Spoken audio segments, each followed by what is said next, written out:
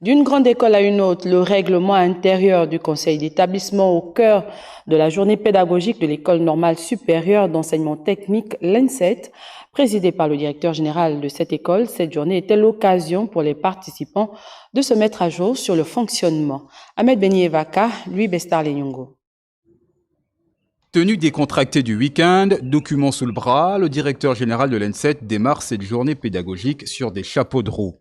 Les différents directeurs de cette école et les chefs de département se sont réunis pour débattre sur l'avenir de l'établissement, dont celui portant révision et validation des maquettes de formation.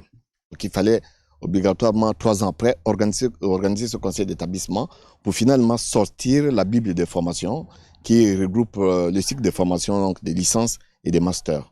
Mais il s'agit surtout pour l'ensemble des panélistes de statuer sur le règlement intérieur du conseil d'établissement en y apportant des amendements. Nous avons jugé nécessaire d'organiser un débat sur la conception d'un règlement intérieur pour ce conseil d'établissement. Dans le règlement intérieur, on définit déjà de quoi est composé, si vous voulez, le conseil d'établissement. Et c'est ce conseil d'établissement qui va éventuellement valider les actes des travaux d'aujourd'hui.